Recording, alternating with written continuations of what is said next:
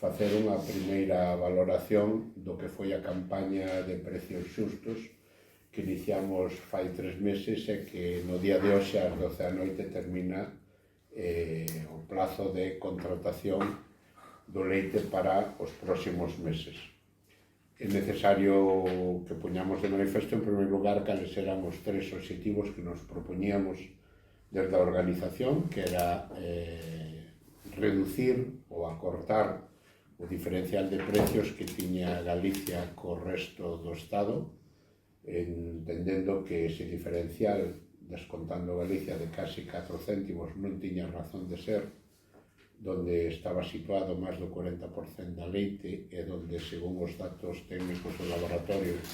estaba a leite de mellor calidad por razóns tanto de proteína como de grasa. En segundo lugar, tratar de que a recuperación de precios que se estaba dando en toda Europa chegara tamén a Galicia, tanto no eido do precio do leite no seu conxunto como de parámetros tan significados como da grasa e a proteína, que tuveron un incremento sustancial e aquí se seguía mantendo as mesmas primas e, polo tanto, moi ao marxen de o que estaba sendo a evolución do mercado. E, por último, o suprimir aqueles parámetros que se incluían nos contratos, como era os descontos que se utilizaban arbitrariamente por razóns do punto quioscópico ou por o tema de trasladar os contratos a supresión dos descontos por bienestar animal, cando as movilizacións e os acordos co Ministerio de Agricultura pospoñían a súa entrada en vigor hasta o ano 27. E terminar cun planteamento que trasladábamos fora da negociación ca industria, que era a implantación do que era a negociación colectiva, é dicir, evitar que fora a industria gandeiro a gandeiro a que lle impuñeran as condicións unilaterales sin que houbera capacidade de negociación nin por parte dos gandeiros nin por parte das organizacións de produtores, que eran as que legitiman de algún xeito a negociación colectiva. A falta dos datos públicos, que probablemente tarden máis de 40 días en facerse oficiales, tanto pola información da que dispoñemos a través dos afiliados e dos contratos firmados nestes últimos días, podemos concluir que a campaña tuvo un éxito relativo no senso de o acortamento do diferencial. Creemos que o diferencial entre o precio medio de Galicia e o precio medio de España vai quedar reducido prácticamente a nada. Por lo tanto, eses 2 céntimos de diferencia entre o precio medio de Galicia e o precio medio de España se van a conseguir combinando 2 elementos: a suba do precio en Galicia co mantemento de precio no resto do Estado. Por lo tanto, podemos dicir que non se acortou o diferencial con Europa, si se acortou unha parte do diferencial de Galicia a España. Seguimos tendo o diferencial real, que nós sempre dicíamos que non era de 2 céntimos, según dicían as estadísticas do Ministerio, senón que o diferencial real era 4 céntimos, porque se hallamos o precio que cobran as 16 comunidades autónomas en Galicia, o diferencial aumentaba hasta 4 céntimos. Ao contar Galicia, que ten un 40% do leite e era onde se paga menos, maquillábase a cifra solo hasta os 2 céntimos. O segundo das conclusións que sacamos é que ese diferencial de precios se corrixe fundamentalmente nun 33% das granxas, que representan máis do 75% do leite. Quere isto dicirse que hai das 5.500 granxas, 1.800 que ven incrementado de forma sustancial o precio, que o 75% do leite ve sustancialmente remunerado e incremento, pero que a inmensa maioría, máis do 65% dos gandeiros, ven como ese diferencial se incrementa. E se incrementa naquelas explotacións nas que teñen unha produción media inferior aos 350 a 400.000 litros. Por lo tanto, o que viñamos denunciando desde fai tempo, que a leite de igual calidad, o tamaño da explotación non podía xustificar o diferencial deses 6-7 céntimos, nos vamos a encontrar que cando se fagan públicos todos os contratos, ese volumen de pequenos e medianos gandeiros van a incrementar ese diferencial a máis de 10 céntimos, o que significa na práctica que a industria a que está facendo a reconversión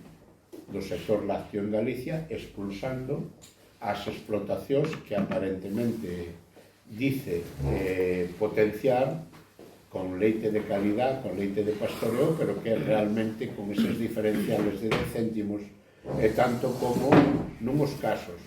precipitar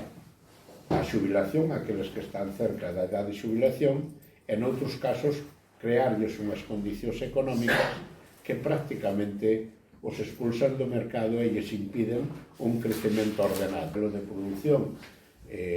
moito máis industrializado, moito máis de granxa a industria, e apostando tamén por un cierre acelerado de explotacións que, aun tendo vocación, que aun tendo capacidade de crecemento, que ainda tendo sucesión, a actual precio de mercado os coloca nunha posición imposible de continuar. E mantéñense tamén, en ese sentido, non fomos quen de cambiar a dinámica, a discrecionalidade que lle permita á industria que, utilizando o punto crioscópico, que nada ten que ver ca calidad, poder seguir establecendo axustes á baixa, igual que outras primas que non teñen nada que ver ca grasa e ca proteína, que tamén quedan para unha utilización sesgada por parte da industria.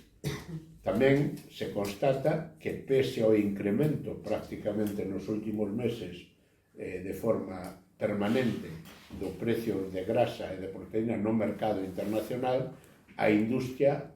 utiliza a súa capacidade de impoñer precios non negociados para manter a mesma prima sin variación.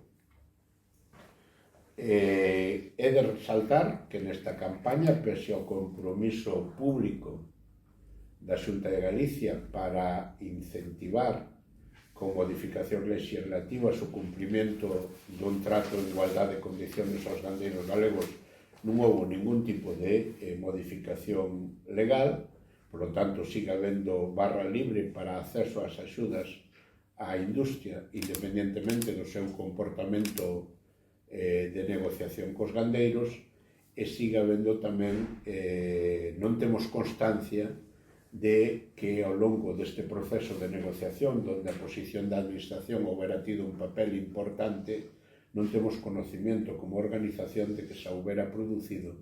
ningunha reunión da conselleira coas industrias nin ca distribución que houbera sido útil nese momento. Ante estas conclusións, Unións Agrarias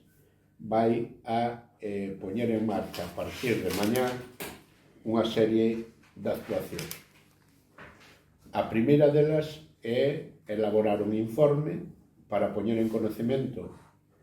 da Comisión de Competencia Galega, porque é onde se está producindo estes feitos, e, por lo tanto, o ámbito de mercado é o de ámbito galego, pero non descartamos tamén darlle traslado si o informe da Comisión Galega nos dice que ten efecto sobre o mercado nacional, traslado tamén á Comisión Nacional de Competencia, do que o noso modo de ver son dous incumprimentos claros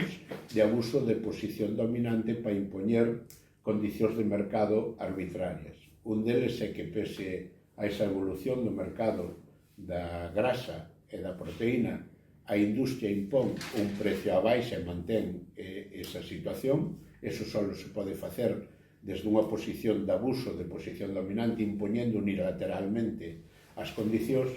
ao mesmo tempo que no que planteamos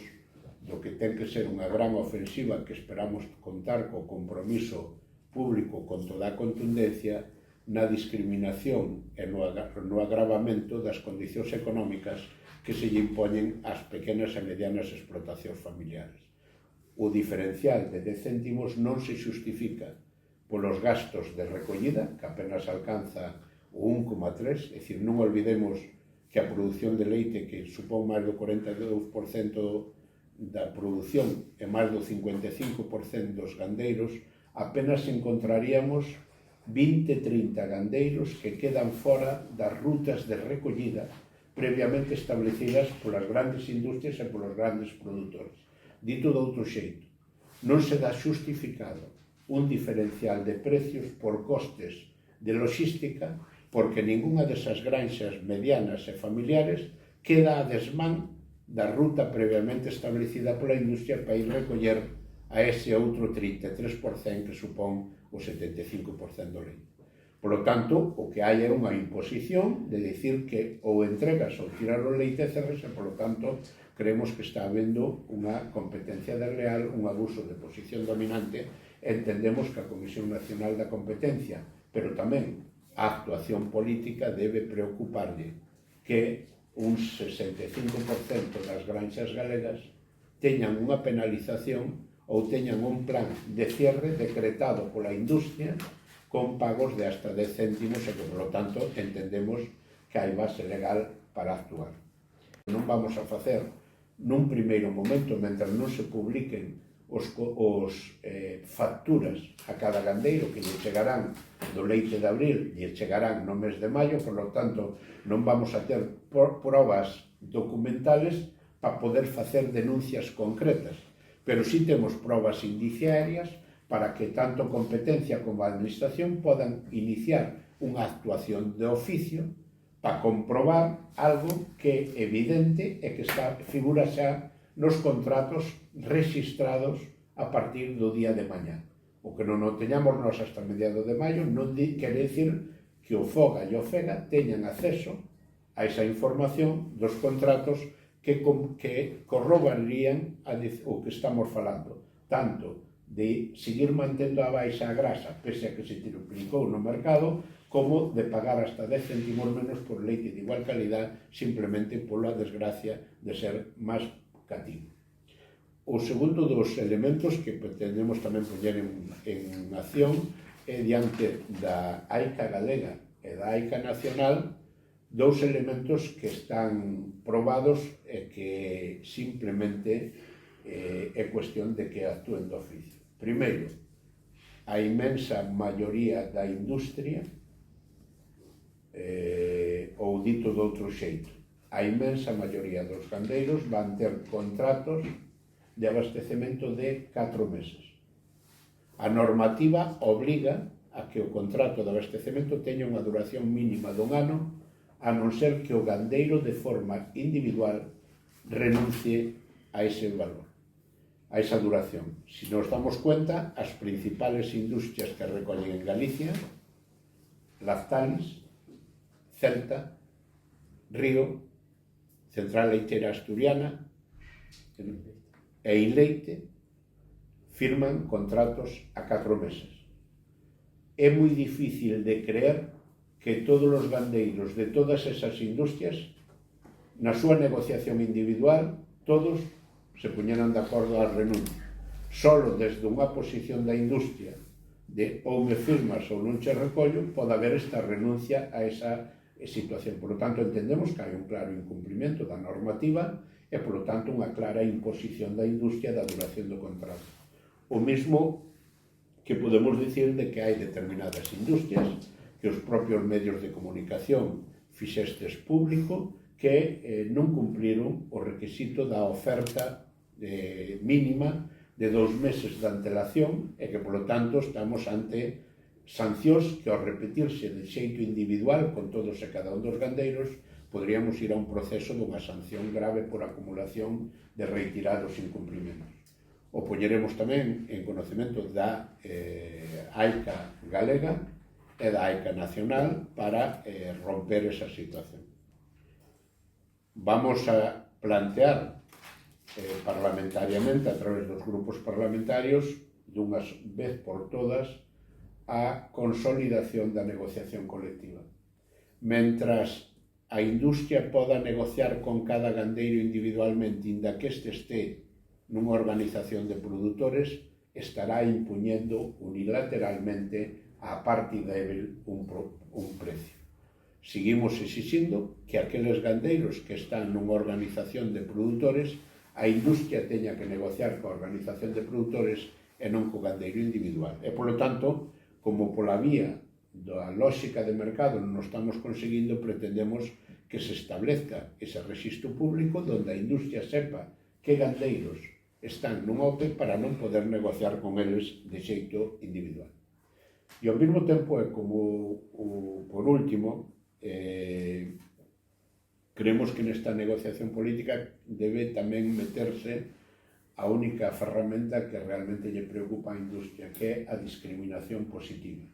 Non podemos prohibir que ninguna industria teña acceso ás axudas públicas, pero sí podemos establecer unha discriminación positiva para aquelas que respetan a normativa e non teñen sancións que teñan un plus de acceso a estas axudas.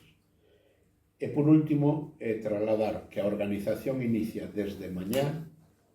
reunións con todos os produtores de menos de 400.000 kilos que teñen esta discriminación positiva para organizar por territorios, por comarcas, agrupacións que permitan esa negociación individual deses grupos de gandeiros para corrixir este agravio de diferenciación. A actual situación de ter un OP de ámbito nacional para toda Galicia nos dificulta poder organizar grupos de gandeiros que por zonas teñan unha penalización nas distintas industrias. E si poder agrupalos de xeito que o que fagamos é a través do OP poder ofrecer un volumen de leite por zonas en base a esos gandeiros discriminados para que esta discriminación por volumen non se poda facer porque a OP represente a totalidade deles. Por lo tanto, non será negociar con gandeiros de 400.000 kilos, será negociar con a OP que representa 2,5 millóns, 2, o que sea, por zonas. E, por lo tanto, ter a capacidade que, ante a falta de acordo, poder cambiar de industria de forma organizada